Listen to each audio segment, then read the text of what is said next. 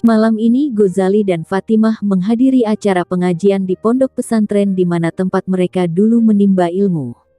Sehingga Indria hanya berduaan saja dengan suaminya yang sangat menyebalkan. Kalau tahu begini tadi aku ikut Abah dan Umi saja ikut pengajian daripada bengong, batin Indria menyesal. Indria sudah selesai dengan menyiapkan tugasnya untuk bahan besok mengajar. Dia pun memilih duduk di ruang tamu sambil membaca novel kisah cinta yang suci dan agung. Sepertinya kehidupan di dunia novel begitu indah. Apakah kelak aku bisa merasakan apa yang namanya cinta? Batin Indria. Selama ini karena dia memakai cadar sehingga tidak ada lelaki yang mendekatinya kecuali Firman. Itu pun hubungan mereka hanya sebatas pertemanan layaknya saudara kakak beradik. Meski ada sedikit rasa kekaguman pada sosok duda tersebut, tapi Indria tidak yakin jika itu adalah perasaan cinta. Sedang asyik-asiknya melamun tiba-tiba muncul Yongki yang tengah membawa ponsel dan menempelkan di telinganya. "Iya sayang, sebentar lagi aku akan berangkat ke rumah kamu. Kamu mau dibelikan makanan apa? Apapun yang kamu minta akan aku turuti, kamu kan cintaku dan hanya kamu yang pantas mendapat perhatianku. Lagian di rumah aku bosan dan jenuh. Rumah serasa seperti neraka karena ada." Yongki melirik ke arah Indria, sedangkan Indria sama sekali tidak menggubris suaminya. "Ya sudah sayang, aku siap-siap dulu. Bye my baby." Setelah menutup ponselnya Yongki mendekat ke arah Indria. "Aku pergi ya." "Silahkan," jawab Indria santai dan fokus menatap novelnya. "Kamu tidak tanya aku mau kemana?" tanya Yongki sedikit mengejek. "Lah, apa urusannya denganku? Mau pergi ya tinggal pergi saja. Jangan lupa bawa kuncinya. Aku mau tidur dan nanti malas kalau disuruh membukakan pintu." Jawab Indria beranjak pergi meninggalkan suaminya. Indria dengan tenangnya masuk ke kamar dan bersiap-siap untuk tidur. Baginya tanpa adanya Yongki justru semakin damai. Apa-apaan Yongki itu? Dia kira dengan memamerkan kemesraan dengan pacarnya aku akan cemburu dan menangis-nangis? Dasar kekanak-kanakan. Usia sudah tua tapi sama sekali tidak bersikap dewasa, batin Indria kesal setengah mati. Sebelum memejamkan mata, Indria mengecek ponselnya. Ada pesan dari Zahra jika gadis kecil itu merindukannya. Indria sendiri juga merindukan Zahra, karena biarpun mereka berbeda jauh umurnya tetapi seperti teman. Indria membalas pesan dari Zahra sambil senyum-senyum sendiri. Kemudian Yongki masuk ke kamar, melihat istrinya yang tampak bahagia bermain ponsel merasa emosi. Tiba-tiba Yongki membanting suatu benda di meja rias sampai pecah. Tuar. Indria kaget, karena yang barusan dibanting adalah pelembab wajah yang baru dibelinya. "Mas Yongki, kamu ini kenapa sih?" pekik Indria kaget.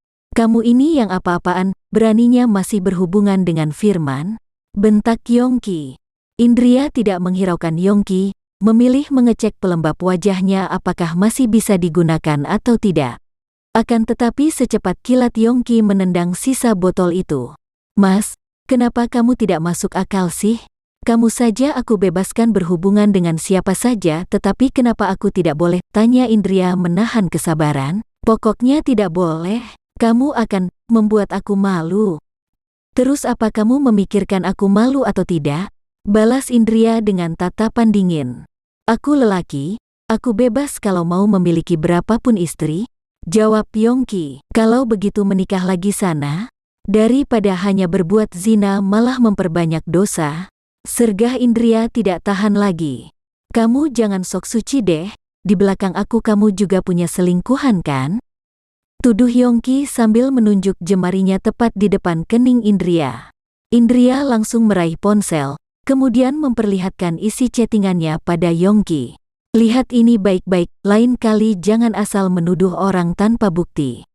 Apakah ini attitude seorang lulusan luar negeri? Benar-benar orang yang sangat berpendidikan tinggi," sindir Indria. Yongki mendengus kesal, padahal tadi dia hanya pura-pura sedang menelpon pacarnya untuk memanas-manasi Indria. Dan Sinta sendiri sudah tidur duluan. Hanya saja jika Yongki tidak segera pergi akan malu pada Indria. Sejak ada kamu di rumah suasana jadi tidak nyaman. Lebih baik aku keluar, gumam Yongki. Kalau mau keluar tinggal keluar. Aku juga sangat senang jika tidak melihatmu. Balas Indria hampir menangis. Indria mengambil sapu dan membersihkan bekas-bekas pecahan botol pelembabnya. Halah gitu saja menangis. Besok akan aku ganti, bentak Yongki. Tidak perlu, aku bisa beli sendiri. Kamu kalau mau pergi buruan pergi daripada pacar tersayangmu itu menunggu lama. Jawab Indria ketus. Kamu, Yongki bergegas menyambar jaket dan segera meninggalkan Indria yang masih jongkok memungut pecahan botol. Yongki tidak tahu mau kemana, ingin ke rumah teman juga malas. Akhirnya dia hanya keliling naik mobil melihat jalanan. Sampai dia merasa haus dan masuk ke Indomaret membeli air mineral.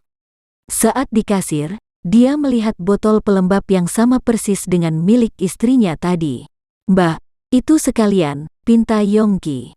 Iya, masih ada lagi. Cukup ini saja. Yongki segera membayar dan pergi. Di dalam mobil dia merenung. Kenapa aku membelikan ini? Batin Yongki. Sungguh dia tidak mengerti kenapa melihat pelembab itu merasa sedikit bersalah. Yongki terus menatap botol itu dan sangat penasaran bagaimana wajah istrinya. Pelembab saja pakai yang murahan, mungkin karena wajahnya jelek kali ya, gumam Yongki. Berbeda dengan Sinta yang menghabiskan banyak biaya, ke salon dan perawatan macam-macam. Harga skincare saja bisa setara uang belanja uminya selama sebulan. Tetapi hasilnya tidak mengecewakan. Yongki sangat bangga mengajak Sinta kemana-mana. Ah, sial sekali aku menikah dengan gadis buruk rupa. Umpat Yongki. Setelah muter-muter tidak jelas Yongki pulang juga. Dia takut jika pulang terlalu larut nanti akan kena marah orang tuanya jika meninggalkan Indria seorang diri di rumah. Apalagi Indria sekarang menjadi kesayangan mereka. Tentu saja jika ada apa-apa yang dibela adalah Indria bukan anak kandungnya. Sesampainya di rumah dia merasa lega karena kedua orang tuanya belum pulang. Dia segera masuk ke dalam kamar yang lampunya sudah padam. Sehingga Yongki membutuhkan cahaya dari ponselnya untuk menerangi jalan. Yongki meletakkan botol pelembab yang dibelinya tadi di atas meja. Nyenyak sekali tidurnya, dan kenapa masih memakai cadar sih? Apakah dia tidak merasa gerah? Atau memang saking buruk wajahnya makanya malu terlihat olehku? Batin Yongki sangat penasaran. Yongki benar-benar sangat penasaran. Tetapi dia takut kalau ketahuan Indria jika dirinya ingin melihat wajah istrinya.